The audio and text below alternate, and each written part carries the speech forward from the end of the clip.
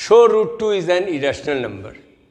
सिर्फ ऐसा ही नहीं, हो सकता है रूट टू के बदले में आपको रूट 3 दे दिया जाएगा, रूट 7 दिया जाएगा, लेकिन सभी का प्रोसेस, सभी का प्रूव करने का प्रोसेस एक जैसा है। आप एक को अगर ठीक से समझ लोगे तो हर सवाल आपसे बन जाएगा, ये रूट 2 हो, रूट 3 हो, रूट 7 हो, रूट 5 हो, कुछ भी हो।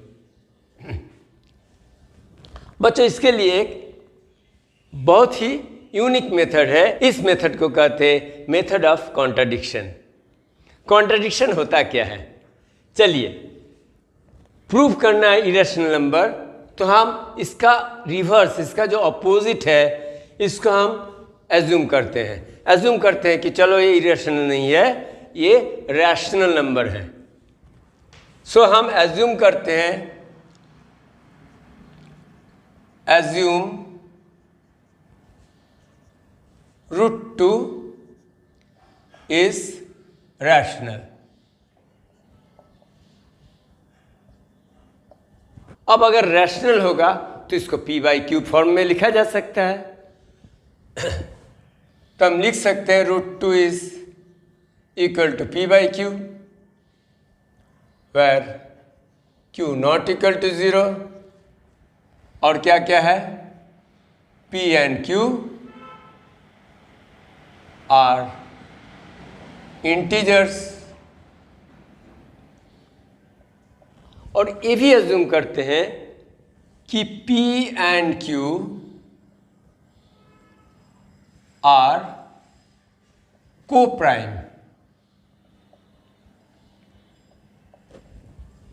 को प्राइम्स का मतलब है ये जो p एंड q है, इसका कोई भी कॉमन फैक्टर नहीं है 1 के अलावा।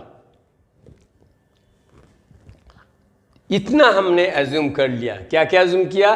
रूट 2 इज रैशनल, जिसको हम p/q के फॉर्म में लिख सकते हैं। सो हमको मालूम है p and q are integers, where q not equal to 0, और ये भी हमने एज्यूम किया कि p and q are coprimes, यानी कि they don't have any common factor other than 1। अब हम क्या करते हैं, इसको स्क्वायरिंग बोथ साइड्स करते हैं, दोनों तरफ का स्क्वायर करते हैं, तो रूट 2 का स्क्वायर 2 हो जाएगा, और p/q का स्क्वायर p²/q²। तो ये आप देख लीजिए, 2q²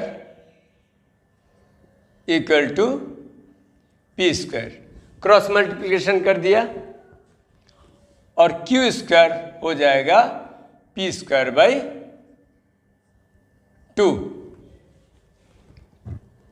अब बच्चों यहां पर नोटिस करो, q क्या है? q हमारा इंटीजर है, और इंटीजर का स्क्वायर क्या बनेगा? इंटीजर को इंटीजर के साथ मल्टीप्लाई करोगे तो इंटीजर ही होगा, यानी कि q² इज ऑल्सो इंटीजर। तो p²/2 इज ऑल्सो इंटीजर, यानी कि p²/2 जब इंटीजर है, इसका मतलब क्या है? इसका मतलब है p² is completely divisible by 2। That means p² is divisible by 2।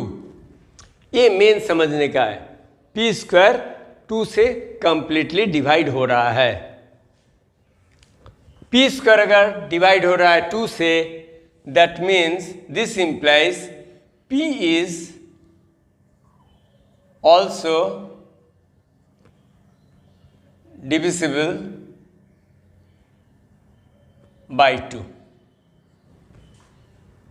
p² 2 से डिवाइड हो रहा है, इसलिए p भी 2 से डिवाइड होगा। अब p अगर 2 से डिवाइड हो रहा है तो आप इसको क्या लिख सकते हैं? p/2 equal to c। p को जब 2 से डिवाइड करेंगे तो आपका कोशेंट मिलेगा कुछ। कोशेंट क्या होगा? कोई इंटीजर होगा, where c is an integer. ठीक है। सो p इक्वल टू क्या बन गया हमारा 2c। अब इसको भी अगर हम स्क्वायरिंग बोथ साइड्स करेंगे, इसको भी अगर स्क्वायरिंग बोथ साइड्स करेंगे तो हमारा बन जाएगा p square equal to 4c square. अब इसको अगर आप इक्वेशन 1 ले लेते हैं तो यहाँ देख रहे हैं p स्क्वायर इक्वल टू क्या है 2q स्क्वायर। तो क्या हम इस जगह पर p स्क्वायर के जगह पर 2q स्क्वायर रख सकते हैं? बिल्कुल रख सकते हैं। 2q square equal to 4c square. ये हमने p स्क्वायर की जगह पर 2 स्क्वायर लिखा, जो हमने इक्वेशन 1 आप लिख दो फ्रॉम इक्वेशन 1। इसको आप कीजिए 2q square by 4 equal to c square. 4 से दोनों तरफ डिवाइड करने से तो हमें क्या बन गया, ये q square by 2 equal to c square. अब फिर से देखो एक ही चीज़ रिपीट हो रहा है। q स्क्वायर को जब 2 से डिवाइड कर रहे हैं तो हमें क्या मिल रहा है c स्क्वायर, और c क्या है, इंटीजर है। c इज एन इंटीजर, और इंटीजर के स्क्वायर भी इंटीजर ही होगा, यानी कि q square is divisible by 2। That means q square is divisible by 2, क्योंकि q square by 2 equal to c square मिल रहा है। So this implies q is also divisible by 2। अब हम देख रहे हैं p is divisible by 2, q is also divisible by 2। p और q दोनों 2 से डिवाइड हो रहा है, लेकिन हमने क्या बोला था, p और q 1 के अलावा किसी से डिवाइड नहीं होगा, बिकॉज दे आर को prime, they don't have any common factors other than 1।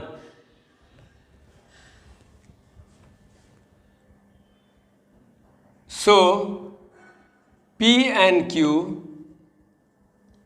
both have common factor 2। दोनों का कॉमन फैक्टर है, both have common factor as 2। तो दोनों का कॉमन फैक्टर 2 है, but we assumed they are coprime. That means p and q are not co-prime। ठीक है, p and q are not co-prime, hence our assumption